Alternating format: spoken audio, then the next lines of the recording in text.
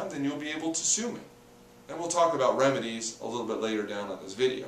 But an option contract is a legally enforceable contract. But there's offer, acceptance, and consideration in that option contract. It's that mini contract. What if, when I said to you, I'll sell you my car for $100, you have to let me know by February 15th. And you say to me, hey, I might need a couple more days. Will you keep the offer open to February 18th? And on February 15th, I tell you, hey, I'm revoking the offer. Would you have the ability to successfully sue me for not keeping it open for those 3 days? You will be unsuccessful because you have given me no consideration in exchange for me keeping it open for those 3 days. So if there's no option contract where you've actually given up something to me, consideration to me, then you have no legally enforceable agreement to keep it open for those extra days. Alright, so now getting back to acceptance. The acceptance, the issue that comes up in acceptance is something called the mailbox rule, which means if I give you the ability to accept in writing, and you in fact put your acceptance in writing and you drop that letter into the mailbox, once you drop that letter into the mailbox, it's considered acceptance.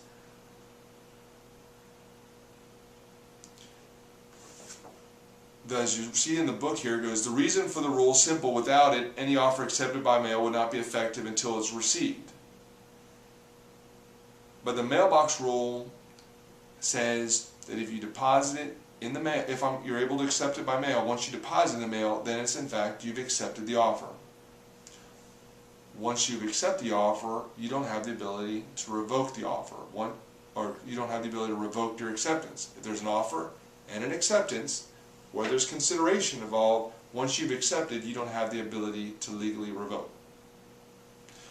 Neither does the buyer, though. Alright, so let's go into this a little bit more about consideration.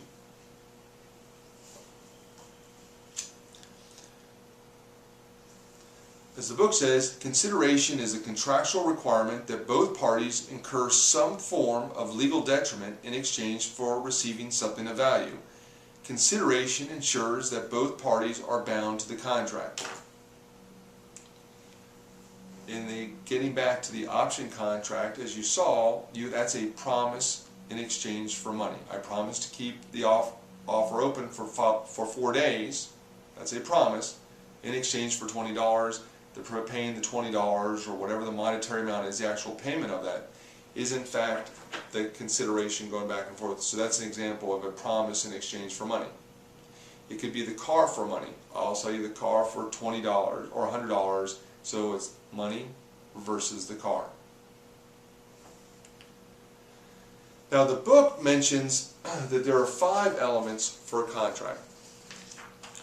Actually it says there are 6 elements of a contract. The reason why I disagree with the book, and unless I ask you a question on the test that says, what does the book say? You should go by what I say here. Some of the things that the book says are elements are really defenses to a contract.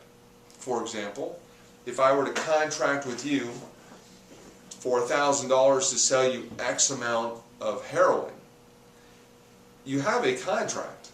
You have an offer, acceptance, assuming you've accepted it, you have offer, acceptance, consideration, you have a valid contract. However, the contract is not enforceable because the subject of the contract is illegal. So one might argue that the contract is void because it involves something that's illegal. On the other hand, the contract is unenforceable, but you do have offer, acceptance, and consideration. But because the subject, in my example of that contract, is not something that's legal, then what you have there is a ability to get out of the agreement because the subject is illegal.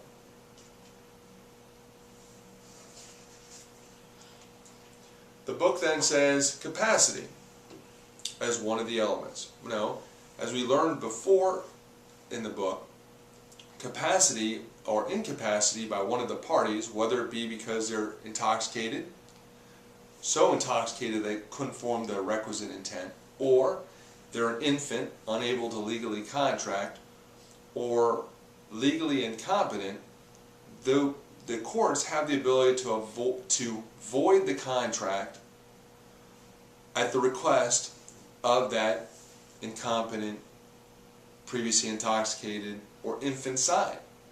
But the other side, who had the ability to validly enter a contract, they will not have the ability to void the contract or get out of their responsibilities because that person wasn't, in my example here, intoxicated that they couldn't form the mental intent, weren't an infant, or weren't mentally incompetent. So it's not, capacity isn't an element, it is a defense or an ability to get out of the contract by the party that is in fact doesn't have the capacity to enter a contract. The next issue, or the next element that the book says, is something called mutual assent, a meeting of the minds. And the book says a meeting of the minds, or mutual assent, is a requirement that the parties to the contract have the same understanding about the contract. Well, as the book later says, there is a defense to the contract, or ability to void the contract based upon something called mistake. And then a mistake is a mutual mistake by both parties. It's not a one-sided, it wasn't someone who just said, oh my gosh, I made a mistake by entering the contract. That's not what the book means by mistake. Mistake means maybe both parties thought we were discussing house A, and that the parties didn't have the ability, the seller didn't have the ability to sell house A to begin with, or the seller, the seller thought they were talking about house B, the buyer thought they were talking about house B, but for some reason the contract was written as house A. That's a mistake to be able to get out of the contract. Therefore, the book saying that mutual assent is an element isn't really correct. What you have there is a mistake to be able to get out of the contract. And when there's a mistake, what the courts have the ability to do is make it as if there was no contract at all.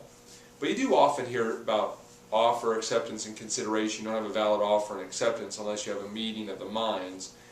But that's not really, I would say that that's not really an element of a contract. What that is a ability to get out of the contract in the event that you don't have based upon a mistake.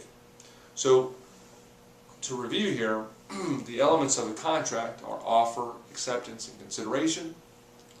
In order to accept, you have to accept exactly the same what is being offered. Any changes is a rejection of the offer and a counteroffer. And then if you make a counteroffer, then the person who made the original offer has the ability to accept or reject the counteroffer. If they reject the counteroffer, since the original offer by your counteroffer was rejected, then that original offer is no longer available. The person who makes the offer has the ability to revoke the offer at any time prior to acceptance, so long as there was not any consideration for keeping the offer open for a certain period of time. If there had been an offer to keep the option, if there had been a contract or option that involves consideration to keep the contract open for a certain period of time, then of course you could not revoke the offer. Right, so we have offer, acceptance, consideration. Now the book talks about statute of fraud, so let's talk about that for a moment before we get back into some ability or defenses to contracts. There are certain types of contracts that have to be in writing, and there are certain types of contracts that don't have to be in writing at all. Now this is not a law school class, and it's certainly not a contractual law school class or even an undergraduate law school contract class, so I won't go into all the details. But there are certain items that have to be in writing. For example, as we learned earlier, wills have to be in writing.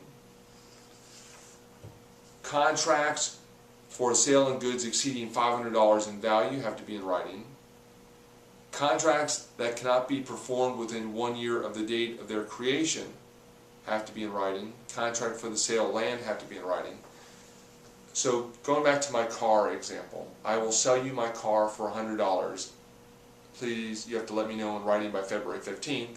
And the person, in that example, since I said has to be in writing, then of course the acceptance would have to be in writing, unless, as I indicated before, there's a counteroffer that does it in a way that doesn't involve writing. But if I just said, I'll sell